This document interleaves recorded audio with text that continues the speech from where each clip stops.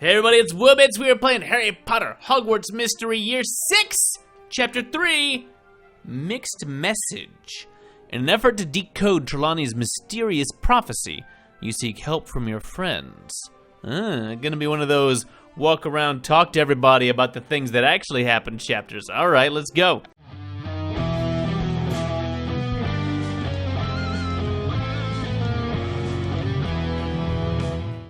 Managed to lose Percy, but he'll be back. Let's meet at the library to study now. Alright, 6 parts. Okay, let's get to doing some research on whatever Trelawney was on about. Divination, something, it's under D. Hey, one day someone looks at me the way Pince looks at books. I'm working with Madame Pomfrey to find a cure for the petrified student. It's good. Be nice if we could finish that one early. Get to some other plots. I started studying for my newts the day after we finished our owls. Oh. Will, is it true you discovered a petrified student? Technically, Beatrice did, but she asked Snape to show me what happened right after. Has word really gotten out that quickly? It's all the school can talk about. The prevailing theory is that it's another curse. That's what Snape believes too. Which means to save that student, we'll need to find and break the curse on the final cursed vault. I'm sorry, Charlie, we were scheduled to study together now, but that was before this statue curse happened. Do you mind if we cancel? All I can think about is whether Trelawney's prophecy might be related to all of this. Trelawney gave you a prophecy? Yeah, after reading the tea leaves in my cup during my divination class on tessemancy. But aren't Trelawney's prophecies notoriously incorrect? Do you think this one's real? I doubt that it's real. Trelawney probably made it up. Given how many of her prophecies don't come true, that feels like a real possibility. Still, if there's even a small chance it contains a clue about the final cursed vault or the new statue curse, then it's worth looking into. The problem is that it's vague. It'll be hard to decipher. Then why don't I help you? Really, Charlie? You'll help me research Trelawney's prophecy? Not if I have any say in the matter. Da-da-da, Percy, party pooper. You followed me here, Percy? Yes, to make sure you're not shirking your studies like you shirked your responsibilities all summer. You've been shirking your responsibilities, Charlie? That's not like you. Percy, did you get taller? When do I get to get taller? Returning to normal since Rakepick betrayed us and left us for dead in the vault has been hard. I can't just carry on like nothing happened. I understand what happened with Rakepick was awful, but that's no excuse.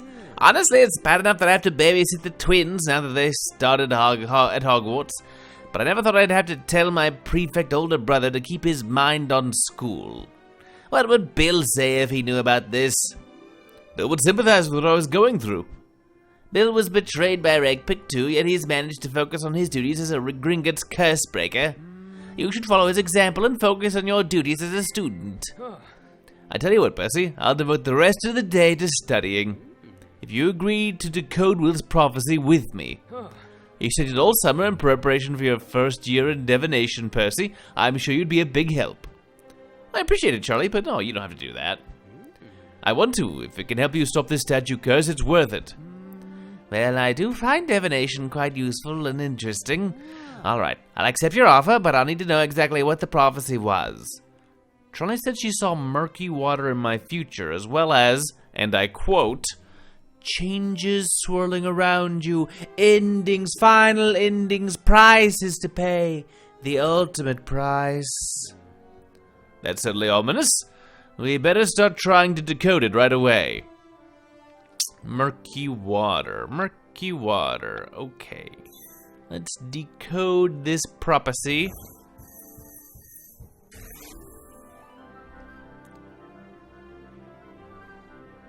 Okay, it turns out the murky water is coffee, and you're gonna spill it on an expensive shirt. The ultimate price. Yes, that will definitely happen. We've come up with plenty of theories on what Trelawney's prophecy might mean, but how are we supposed to figure out which of these interpretations is right? I'm sorry, Will, but I'm afraid there is no we. Charlie and I need to study. But you could try asking Madam Pinch. She might have a book recommendation that could help.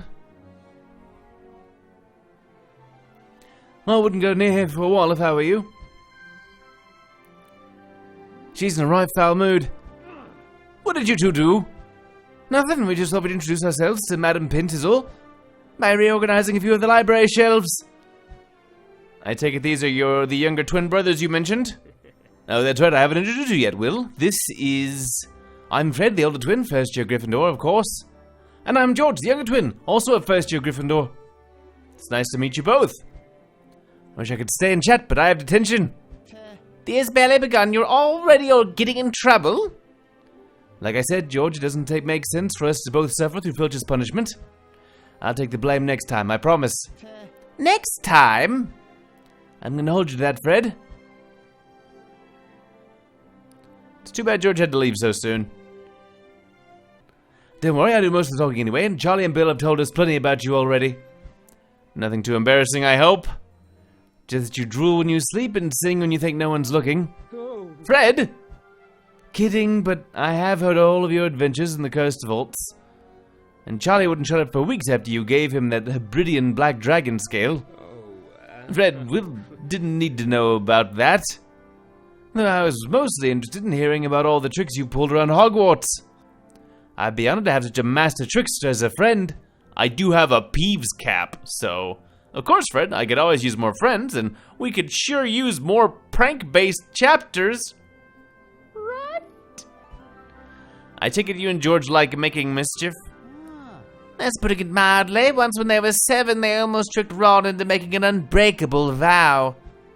Got caught too. No pocket money for a year. Not to mention that time you gave Ron an acid pop and burnt a hole in his tongue. A classic? Can you blame us for loving mischief? April 1st is our birthday, after all. I'm glad you've met, but now Charlie, Fred, and I need to study. Yes, Mum. I'm sorry we couldn't be of more help decoding Trelawney's prophecy, Will. You'd have to be as gifted in divination as a centaur to make sense of that vague prediction. A centaur? Oh, that's it, Percy. I can ask Torvus in the Forbidden Forest for help. With any luck, he'll be able to decipher Trelawney's prophecy. Probably shouldn't have told you about it, though, you tattletale. Alright, we're just not even gonna talk about the fact that I'm constantly going into the Forbidden Forest. My herd needs me right now, but we can get together when I've finished. Let's get together. Yeah. Alright, see you in a few. Alright, into the Forbidden Forest we go. Sup, Torvus? Hey, how was your summer? Thank you for meeting me, Torvus. I am happy to indulge the human who returned my herd's arrowhead and helped bring an end to my exile. Yeah, I know how we're friends. Thanks for the recap. Were you able to defeat the dragon in the cursed vault and break the curse trapping those students in portraits? Oh, yeah. Probably should have talked to you about that since you were part of the process. Thanks to your advice about working together, we were able to subdue the dragon and break the curse. Unfortunately, we weren't prepared for our Professor Rakepick betraying us. We made it out, but... Well... I'm sorry to hear that. What of your brother? Did you manage to find him? Yeah, but he left shortly after to chase after Rakepick. I hardly got to speak to him. In a way, it was less painful when he was stuck in the vault. At least then I knew he wasn't choosing to avoid me. I'm sorry, Will. I know what it's like to be abandoned by those who mean the most to you. We're gonna hit the empathy version. I know you do. In fact, you probably had it even worse, Torvus. After all, your whole family shunned you. I can't imagine how hard that must have been. We're together now. That's all that matters. I hope you're able to have a proper reunion with your brother, too. Thank you, Torvus. But I imagine you didn't come here to catch up. You're right. The real reason I came was because a curse from another vault has been unleashed on your school and you've come to consult with me. Oh, is the pattern that obvious? It's kinda, okay. Yeah, a student's been petrified. How did you know? You only seek me out when you need help with something related to the vaults or your brother. We should really hang out more. Play some video games. It's kind of... I didn't have to divine the future to see this coming. Funny you should mention divination, as I change the subject, please, because that's actually why I came. My divination professor, Trelawney, gave me an ominous-sounding prophecy. I don't have a lot of clues about what and where the final curse vault is, just a coral key. And that the petrified student looks similar to the merperson trident I found in the last cursed vault. So, if this prophecy is related to the final cursed vault, and this new curse, deciphering it might provide some answers. And you want my help doing that because you heard centaurs are skilled in divination. Are you sure you didn't do any divination before I came? No, you humans are just very predictable. Tell me what this prophecy said. I'll see if I can provide any further insight. Okay, well, yes, we'll recap that. Real quick. Murky water, yes. It sounds like Trelawney was worried you would spill your tea. Or something. Well, Torvus, were you able to make any sense out of Trelawney's prophecy? I'm afraid this one is beyond my capabilities. This Professor Trelawney must either be truly gifted or truly fake. Thanks for trying anyway, Torvus. However, there are members of my herd who are much more gifted in divination than I. They are masters of astrology and use sage and mallowsweet to refine their findings. They might be able to provide you with further insight into your prophecy. If it'll help me find the last cursed vault before Rakepick and lead me to my brother, then I have to talk to the other centaurs.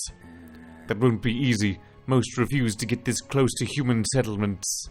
And humans, with the exception of Hagrid and a few others, aren't welcome in the Centaur camp. Please, Torvus, is there any way I can convince the herd to let me visit the Centaur camp? I can try vouching for you, but I was only recently accepted back into the herd myself. My word might not mean much. However, if you presented them with suitable offerings, they might be persuaded. What kind of offerings? Like sage? Maybe some mallowsweet? Gifts that show you understand and respect the herd and our culture. Can you be more specific? Can you just tell me what to... Can I get a list? Can I just go get it?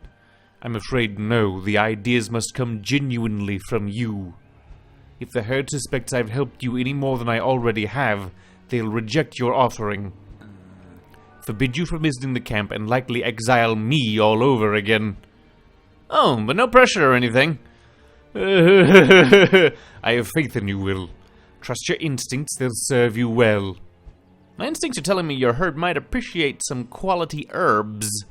We do use a variety of them often on our daily lives. Then it's settled. I'll start by paying a visit to Sprout and the herbology greenhouses. Okay. Mallowsweet and sage. I'm caring for the plants now. If you need me, you can find me in the herbology classroom. These things may make their divination a little stronger. With an ingredient like mallowsweet, I'm suspicious that they're just snacking. But whatever, we'll give them a snack, that's fine. Snacks can go a long way. I'm very happy if you give me a snack. Excuse me, Professor Sprout? Oh, hello there, Mr. Bits. I don't suppose you've come to volunteer your services as a de-weeder? Sorry, Professor Sprout, but no. I was actually hoping I could have some of your herbs. I want to give them as a gift to some potential friends I'm trying to win over. Then you're in luck. Mr. Wing and I were just about to start harvesting a few of the herbs. Oh, hey Talbot, in a not side quest? You've met Mr. Winger, haven't you? Actually, Will is a friend of mine. Ah! Why are you looking at me like that? That was the first time you've introduced me as your friend. If you're gonna react like that every time, it's also the last. Alright, I'll tone it down next time. Clearly the two of you are close. Now, back to the matter at hand.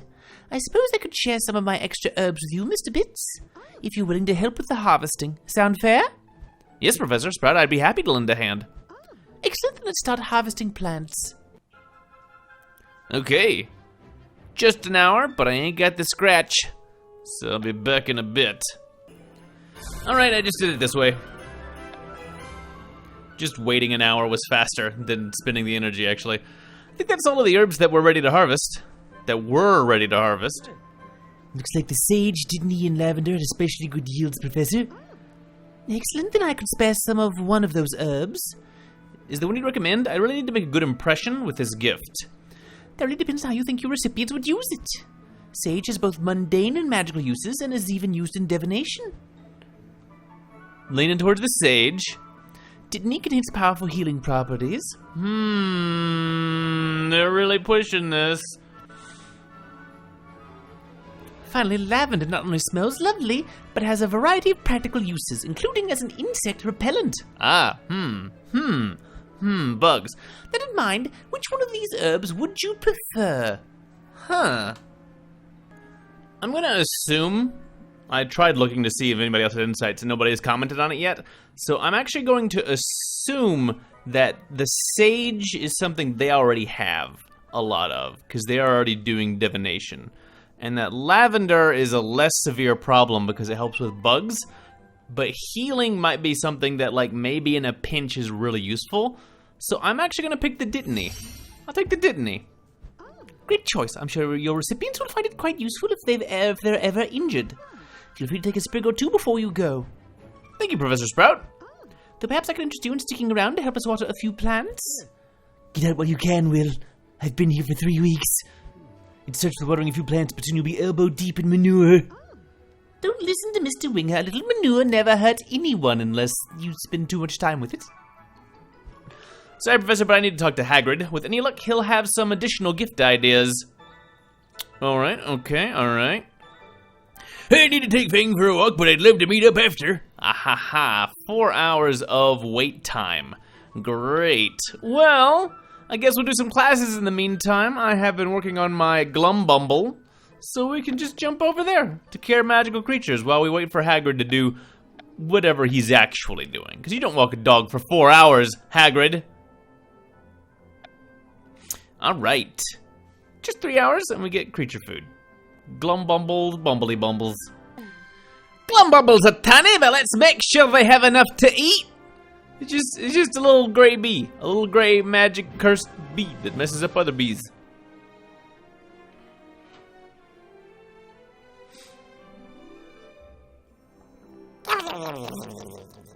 It seemed to say. That's my generic monster voice, I guess. This is how the Niffler sounds too. And kind of other random things.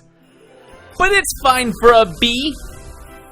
A Glum Bumbly bee. That's definitely been enough time for us to be able to move on and get our next part. We're gonna consult with Hagrid. Thanks for inviting me to your hut, Hagrid. Of course! Fang and I were just talking about how we missed having you around. Who weren't we, Fang? Roof, roof. How's your 6th year going so far? Not well, Hagrid. I haven't heard from my brother since he left me in the buried vault.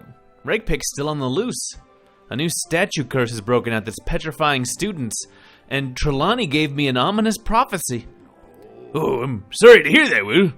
Is there anything I can do? Actually, I need your help coming up with some ideas on what to gift the Forbidden Forest Centaur herd. I'd be happy to, but why? I need to ask the Centaurs about Trelawney's prophecy.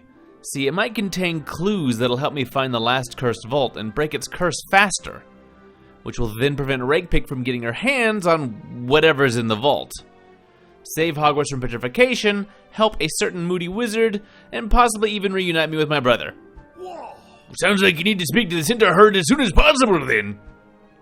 I do, but Torvus said I can't enter the Centaur camp without a suitable offering. Since they like you, I thought you might have an idea of what to get. Well, they're always happy when I bring me rock cakes on me visits. Really? They like your rock cakes? Can't get enough of them. They make a point of telling me so every time I bring them. Say, why don't we cook up a batch of rock cakes as one of your offerings? It's been a while since I made some for them, so I'm sure the Centaurs will be thrilled. Are we sure it's not sarcastic? Like, oh good, more rock cakes. Yes, we cannot get enough of these. Alright. Guess we're making some rock cakes. Should the batter really look like this?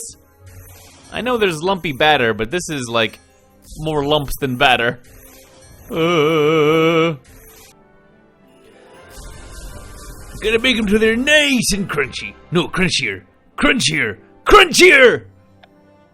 They're gonna be so crunchy they break your teeth. And there you have it, a batch of fresh rock cakes. They look perfect. Why don't you give them a taste, just to make sure? Oh. This is a Hagrid friendship check. You must have completed at least one of his things in order to try the rock cake. So we will press the button. That's a good idea, Hagrid. I'll do just that. Wouldn't want to serve the Centaurs a bad batch after all. I added some raisins this time. Ugh. What do you think? I don't like raisins in cookies.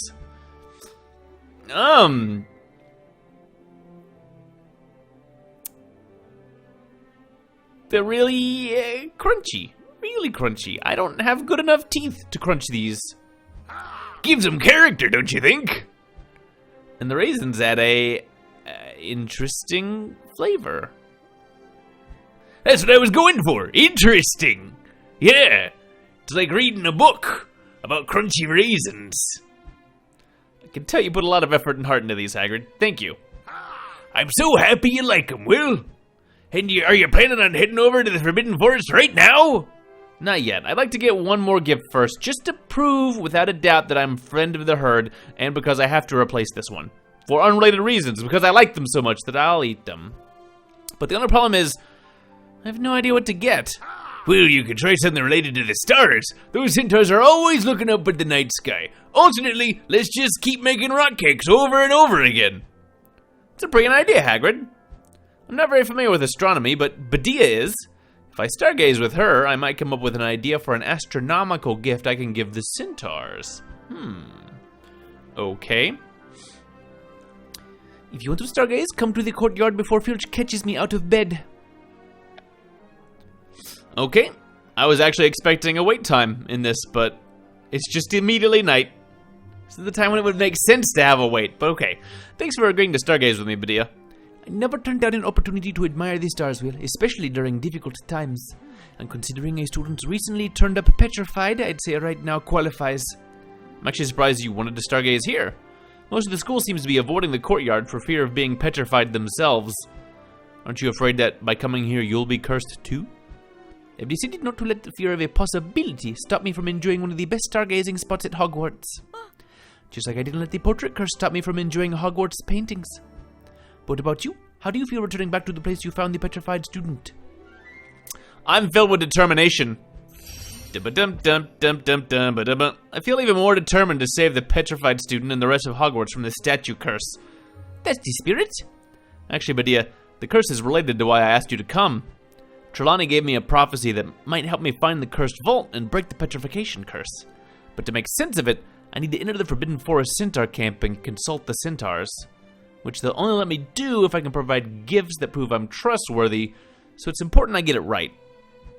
Centaurs are avid astronomers, so I thought stargazing with you might give me ideas for the perfect gift. Well, personally, I never stargaze without my favorite star chart. I found it in the artifact room. It's documented hundreds of years worth of star movements. Why don't you use it while we stargaze? You can see if the Centaurs might like a star map of their own. Okay. Star maps. Great. Well, we'll hang out and do some stargazing for about 3 hours. Okay, little overnight stargazing with Badia. After stargazing, I'm sure that a star chart is exactly what I need to impress the Centaurs. Now I just need to find one. Luckily, you won't have to look very far because I'm giving mine to you. What? But Badia, isn't this star chart really special to you? Yes, and to be honest, I hate to part with it. But I doubt a regular star chart will have as much of an impact as a rare historical one. And if gifting it to the Centaurs will help break the curse and prevent more students from getting petrified, then it's worth it. I've practically got it memorized anyway. This means a lot to me, Badia. Thank you. Now I have everything I need to try to convince the Centaurs to let me visit their camp. I better go show them to Torvus. Probably messed up on the herbs. Oh well, they'll like the other things. 8 hours?! Okay, I should have done that overnight, I guess. I'll determine if your offerings are appropriate once I return. Fine, we're gonna work on wound cleaning potion and then twiddle our thumbs all day long as we fail this event that we're just ignoring because bingo is kind of toxic. Wound cleaning poison! Leaderboards are bad. Sorry, I'm not gonna talk nicely about leaderboards. They're not good game design. Today I will teach you how to correctly brew a wound cleaning potion. I suspect we'll need it with this careless class. The potion stings when applied, but I promise a failing grade will sting more. Alright. Same old potion times. Alright, let's face the music and see what the Centaurs think. I did the poison potions, the wound cleansing. I did it off camera. Nothing interesting happened. It cleanses wounds. Torvus! Let's turn our stuff in. You've returned, Will. I trust you've brought your offerings for my herd. I have, Torvus, and I think they'll be pleased. It's a huge basket of probably the wrong herb. Hopefully they'll convince your herd to allow me to visit the Centaur camp and study Trelawney's prophecy. Show me what you have, and I'll tell you what I think. Is that really better? 8 hours. Why you do this to me? Alright, fine. We got a star chart. Yep. We got the wrong herb. I can tell you put thought into these gifts. They're gonna be fine with it. I'm gonna get But Thou Musted in. Sometimes it's nice to have minimal repercussions, so that you can't really, like, hit a no-win scenario. So you interpreted our appreciation of nature into an appreciation of herbs. Okay. Giving up those offerings. Well, Torvus, what do you think about my gifts? You showed excellent judgment in selecting them. I am impressed. For instance, you choosing Dittany was a wise decision. We use plenty of it in our magical healing. Oh, good. I'm glad to hear that. I figured your herd would find it helpful should anyone ever get hurt. I'm sure the herd will recognize and appreciate your genuine concern and compassion. I'm also certain the herd will appreciate such a storied and unique star map. Though I'm afraid I can't say the same about Hagrid's rock cakes. But Hagrid told me you all loved them.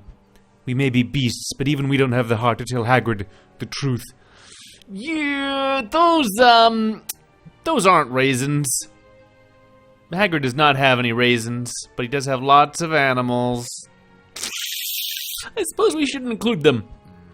On the contrary, we definitely should. Hagrid is one of the few humans my herd trusts. Associating yourself with him can only help your case. Then do you think these gifts will be enough to convince the herd to let me visit the Centaur camp? I believe these offerings truly demonstrate that you understand and respect the herd and our culture. However, the decision is not mine to make. After I explain your situation and vouch for you, the herd will deliberate and consult the heavens. Oh. How long does it take the heavens to reply? Then you will be brought to the Centaur camp to present your offerings.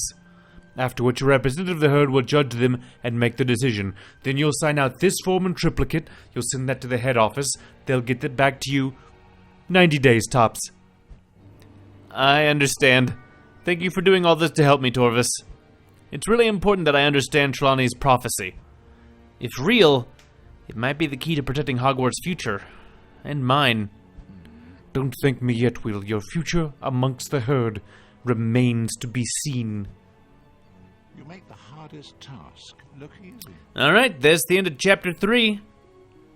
See you guys next time. It's kind of a busy one. Hopefully we can get to seeing what the Centaurs are actually going to do. Bye for now.